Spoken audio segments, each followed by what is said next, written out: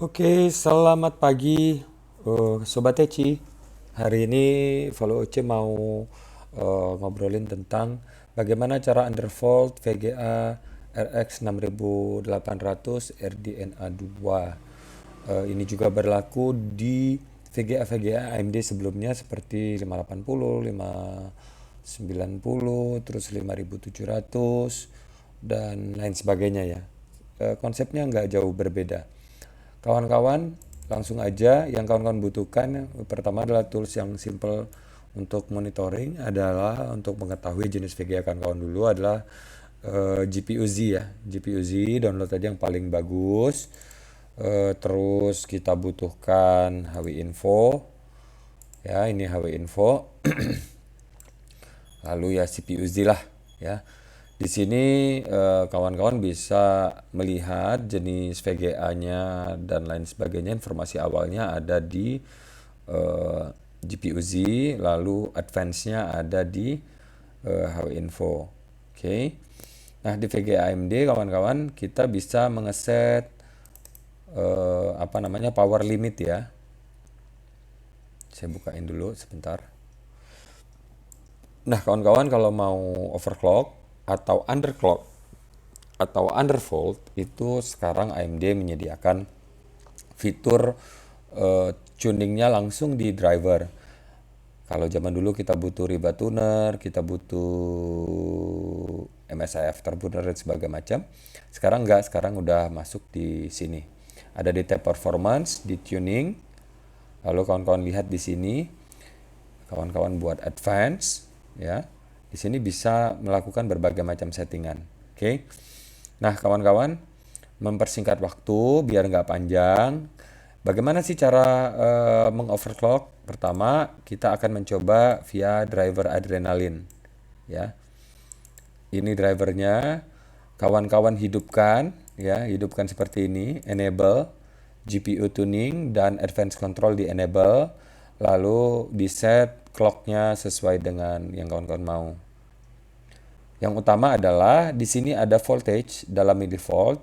Ini fullnya adalah kalau di power color 6800 saya 1025 atau 1,025 volt ya. Nah, di sini kita akan bermain pada slider untuk mengurangi voltase yang dipakai. Misal saja kawan-kawan, ini kebetulan saya udah dapat yang optimal punya saya sebenarnya bisa lebih jauh lagi. Cuma ini secara umum ya, kita nggak pakai MPT. Kawan-kawan, pertama adalah yang kawan-kawan lakukan adalah mengeset slider minimum dan maksimum. Ya, semakin tinggi slider ini, maka dia akan memakan daya semakin besar. Secara otomatis lah clock lebih tinggi, maka dayanya juga yang dimakan makin besar. Di sini saya mengeset ikutin saja boss clock yang ada di sini. Sebenarnya boss clock aslinya dapat lihat di GPU Z adalah 2105 dengan apa namanya boost clocknya, default clocknya 1815. Ini adalah standar daripada V-biasnya 6800 Power Color Fighter ini ya. Memori 2000, ini standar nih. Nah, yang di atas adalah actual clock atau yang sekarang kita set. Nah, di sini artinya saya sudah mengeset lumayan sekitar 150 sampai 170 lebih tinggi megahertznya dalam boost clock dan 300 MHz lebih tinggi kisarannya kalau nggak salah ini 200 lebih di GPU clocknya. Nah, ini kita setting di mana? Kita setting ada di sini kawan-kawan. Kita setting ada di sini ya. Kita kembalikan saja. Saya memakai 2275 MHz ya untuk max frekuensi, minimal frekuensi bisa 100 MHz lebih rendah daripada max clocknya. Misalnya 2175 deh, ya kan? Nah, stepnya adalah kawan-kawan mengurangi voltage ini dan maksimum frekuensinya bertahap sampai crash. Sampai crash ya.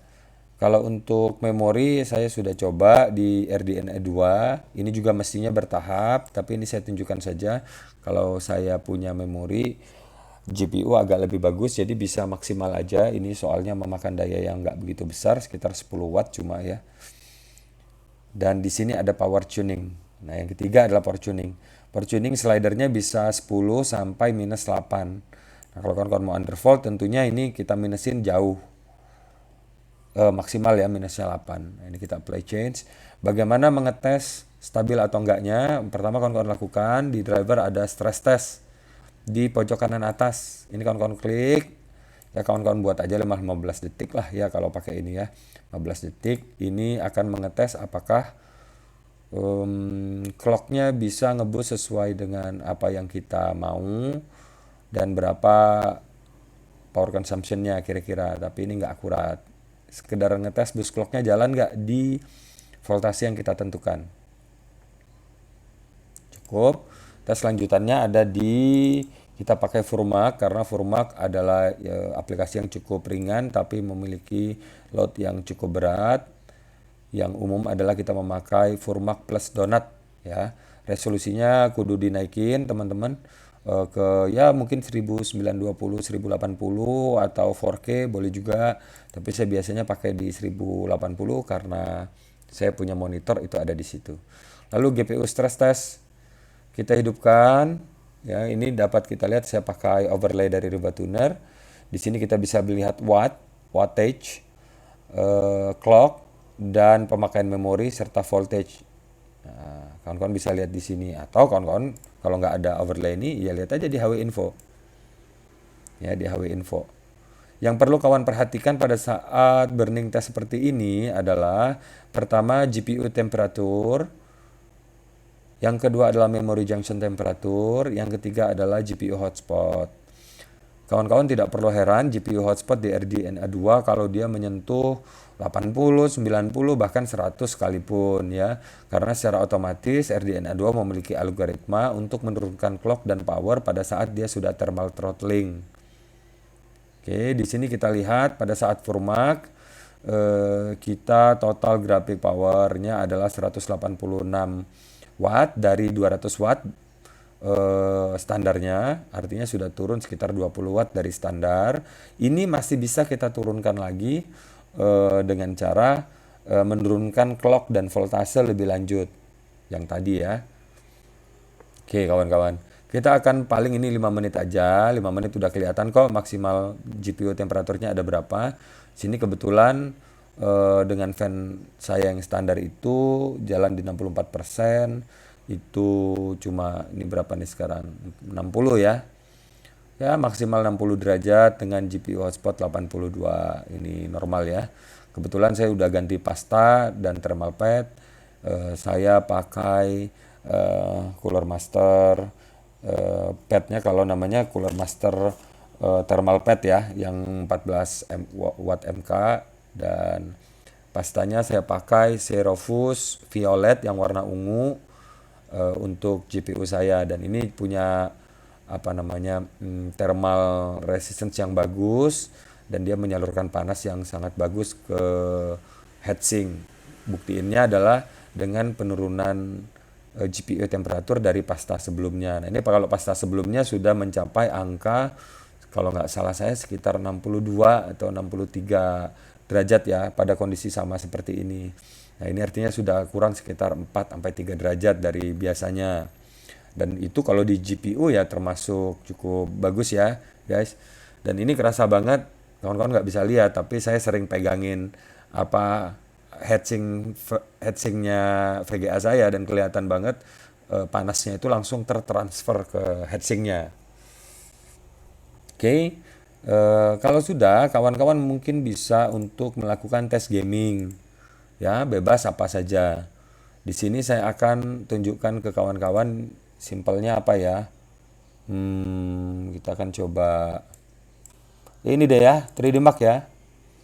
3D Mark yang paling simpel itu apa ya? Kita coba deh. Kita lihat skornya apakah nambah atau berkurang. Tetapi perlu kawan-kawan perhatikan kalau skornya berkurang dari biasanya ini karena saya merekam pakai AMD Relive. Jadi driver yang sedang merekam layar, tidak memakai alat eksternal. Jadi wajar kalau gaming ataupun benchmark itu skornya turun. Kenapa turun? Karena kekuatan GPU processingnya dipakai juga buat ngerekam.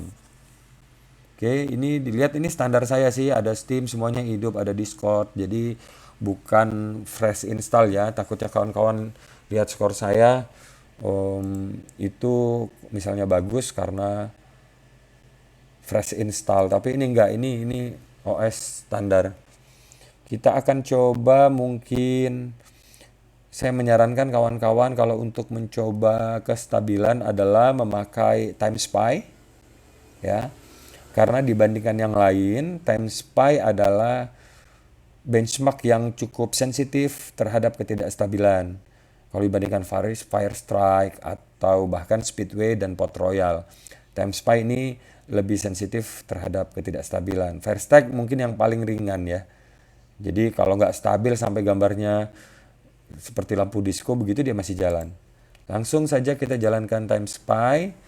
Video ini akan saya tutup setelah kawan-kawan bisa melihat skor daripada Time Spy. Yuk kita perhatikan sama-sama ya.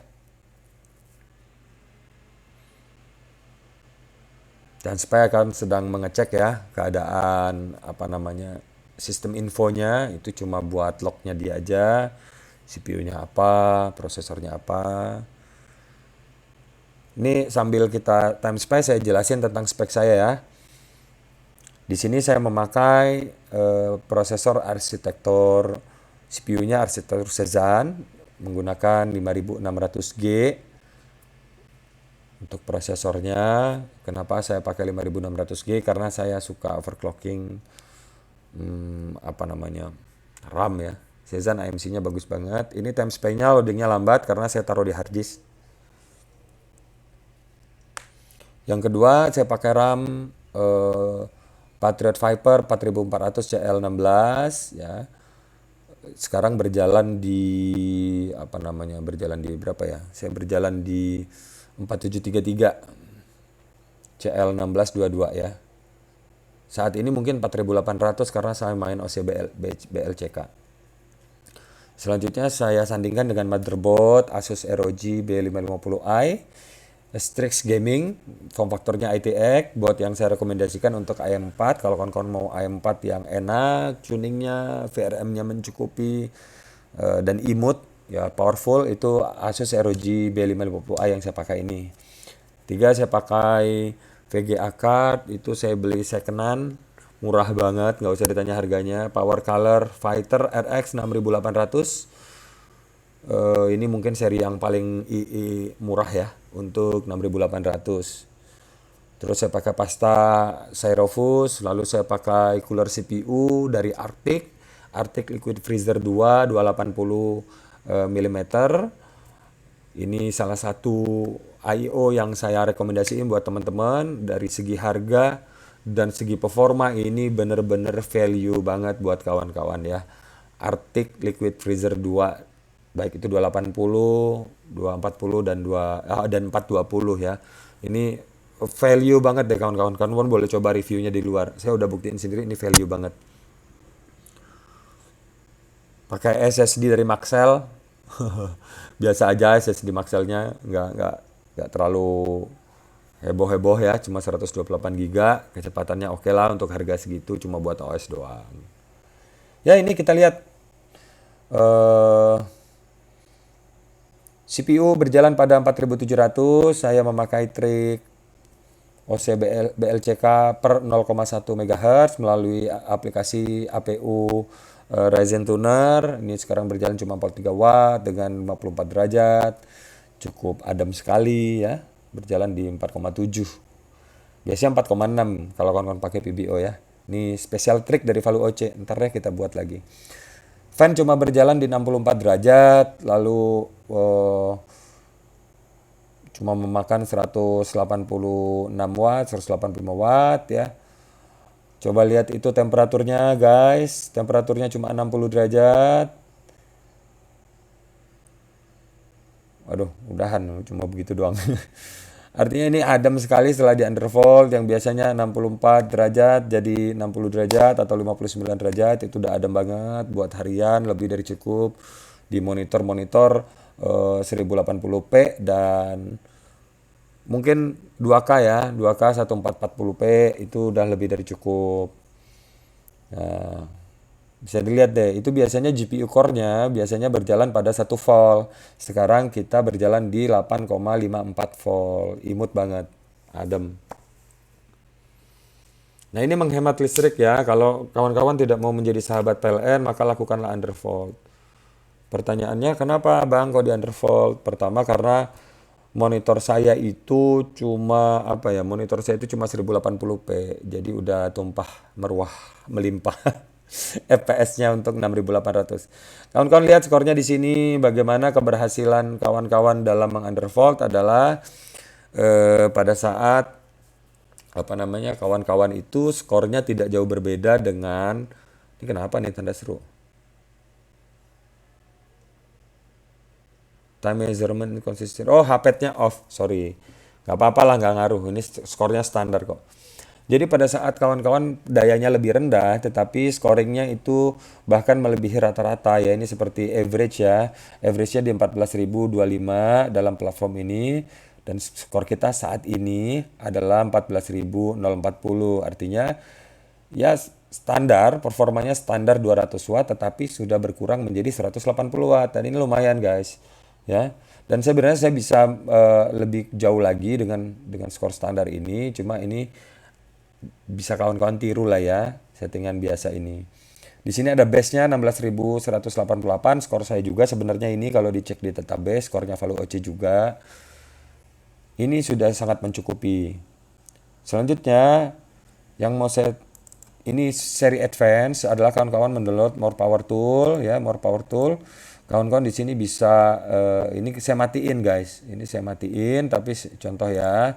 Saya contohin, saya buat 300 watt, mana dia? Undervolt Extreme 150 watt. 150 watt guys. 150 watt ini VGA apa 150 watt? Di More Power Tool, kawan-kawan bisa lihat di sini adalah settingan saya untuk 6800. Saya tidak akan menjelaskan bagaimana kerjanya, kawan-kawan harus coba sendiri. Pertama adalah kawan-kawan langsung di feature control, kawan-kawan hidupkan time dependent femin ya, karena di lock sebenarnya dari driver, dari cara membukanya adalah ini dihidupkan. Oke. Lalu di OC limit biarkan saja lah ya. Lalu masuk ke power, powernya di sini di power limit, kawan-kawan harus men-setting power limit ini menjadi angka yang kawan-kawan senangi, bisa dinaikkan atau diturunkan. Ini power limit ini belum tentu tercapai karena driver akan melihat temperatur, clock, dan voltase. Artinya kalau kita set sampai 500 watt pun ya belum tentu juga tercapai di sini ya. Lalu yang kawan-kawan perhatikan selain power limit, yang kedua adalah setting Feynman low dan high-nya. Karena kita aktifkan tadi, ya, dia akan mengeset minimal dan maksimal voltasenya ada di sini, tidak lagi di slider driver. Kalau kita mainin slider driver, nanti dia bisa jauh lebih turun lagi. Nah, ini sudah jauh daripada standar 800 dan 950 ya. Untuk GFX ini yang harus kita perhatikan. Frekuensi dibiarkan standar saja, tidak bermain. Jadi kawan-kawan cuma merubah power limit dan Femin low dan high. Oke, nanti di apply. Jangan lupa untuk merestart, lalu dia akan terapply variabel barunya. Setelah itu baru kawan-kawan bermain seperti tadi, adalah menggeser drive slider max frekuensi, voltage, ya, dan power tuning. Saran saya kalau masalah VRAM ya kawan-kawan lihatlah bagus nggak RAM-nya, naikin. Kalau saya kebetulan bisa maksimal. Mungkin itu saja yang bisa saya tunjukin ke kawan-kawan ya. Bagaimana sih cara mengundervolt tapi tanpa harus mengurangi performa ya. Kira-kira begitu baiknya. Oke. Ini saya lihat aja deh ya resultnya saya tunjukin. Gimana caranya? Oh, compare result online. Oke. Saya tunjukin, saya udah tes berkali-kali dan caranya seperti apa ya. Ini skor-skornya mungkin ada 10 skor terakhir ini adalah skor undervolt semua. Ini saya coba nih time spy, ternyata konsisten ya, 14.000. Ini 13.700, ini saat 150 watt. Ini dari 14.000 ke hilang 300 poin itu wattnya tapi beda jauh, 150 watt ini. Ya, ini 150 watt juga, 3425. Fire Strike ini 150 watt juga di 33.000. 33.000 ini 150 watt. Yang 30.000 ini kalau nggak salah saya 120 watt. 120 watt itu aduh temperaturnya koplak lah 56 derajat full load gaming ya guys. Dengan FPS juga masih cukup melimpah. Sisanya yang di bawah-bawah ini adalah waktu saya mengejar skor-skor apa namanya? Skor-skor utama ya. Skor-skor utama itu maksudnya saya mecah-mecahin rekor gitulah kayaknya. 36.000. Nah ini Fire Strike juga. Sebenarnya ini skor saya cuma nggak masuk database. Skor saya ada di sini di kalau nggak salah 36.000 pas. Bukan 36.800 ya di database. Nah, ini. Oke, mungkin itu saja yang saya bual-bualkan pada pagi hari ini. Semoga membantu kawan-kawan. Nah, di postingan ini kawan-kawan boleh kita cerita-cerita lah ya, bagusnya seperti apa settingan kawan-kawan. Jangan lupa kawan-kawan, overclocking adalah suatu seni. Bagus tidaknya, tinggi tidaknya adalah tergantung dengan pengalaman dan hoki kawan-kawan dalam binning chipnya. Tapi saya sebagai anggota dari JKM, jangan kalah mental OC Team, mengajak kawan-kawan untuk ayo kita overclocking sebagai hobi. Terima kasih. Sampai bertemu lagi di Value OC selanjutnya. Assalamualaikum warahmatullahi wabarakatuh.